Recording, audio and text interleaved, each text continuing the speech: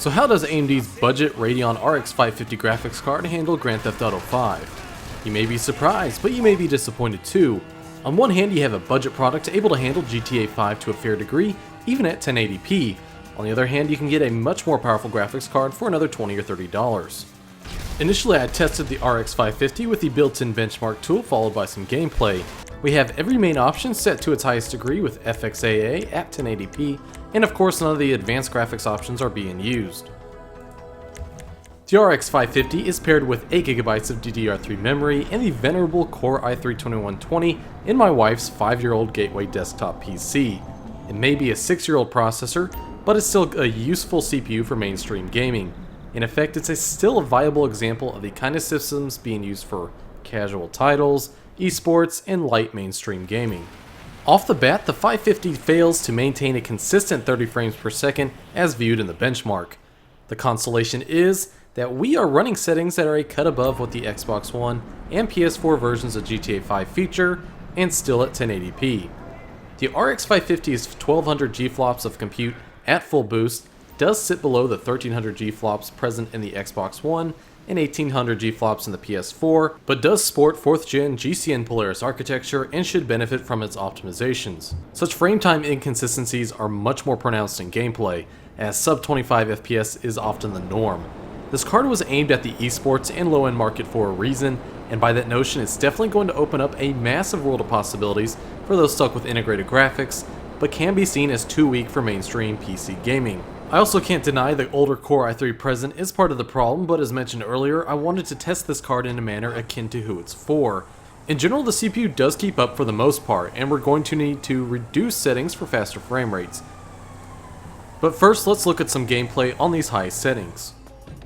As soon as we walk out of Franklin's house and hop into his car, it's sub 30 FPS all the time.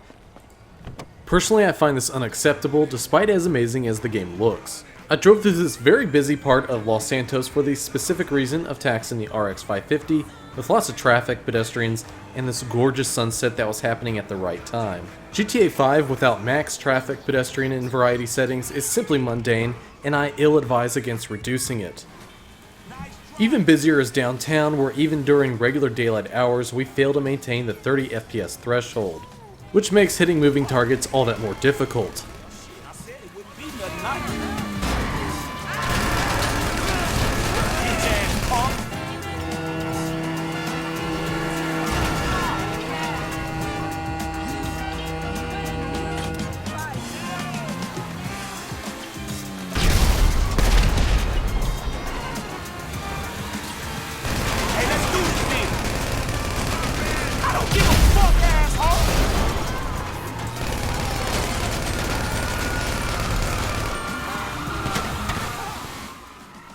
Now let's take a look at how the RX 550 handles a high settings preset in benchmark and then in gameplay.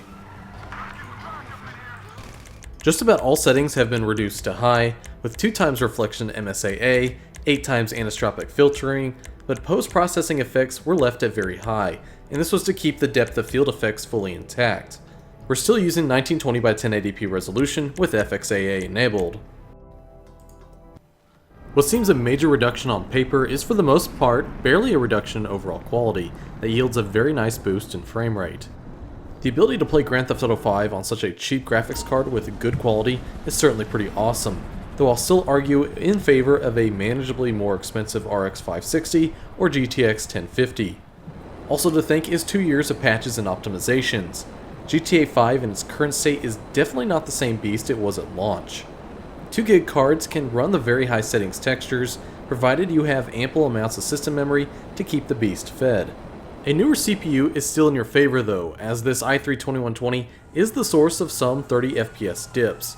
A newer Core i3 or quad-core is going to deliver much better performance. So how does gameplay hold up? Let's take a look.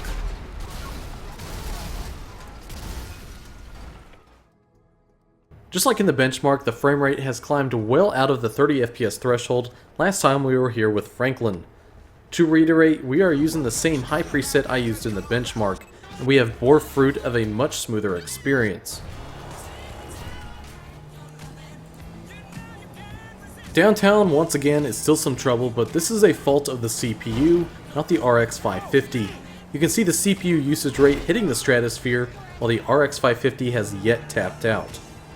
I will say that the overall experience is not that different from the Radeon 7750 this RX 550 replaced, which could also run mostly high settings at 1080p. The RX 550 in this high preset is running some extraneous features while maintaining better performance in many areas thanks to a much higher clock speed, more memory, and better efficiency in making good use of the provided G-flops. Both cut-down Cape Verde GPU in the 7750 and the Lexa GPU in the RX 550 feature 512 stream processors, 32 TMUs, and 16 ROPs. It'll be interesting to downclock the RX 550 and pit it against the 7750 in terms of clock-per-clock performance. The RX 550 can find a home amongst mainstream games as long as the compromises don't truly degrade the visual experience compared to consoles. Games with sub 1080p resolutions on consoles will likely be a sore point for this card, but GTA 5 at high settings is completely enjoyable.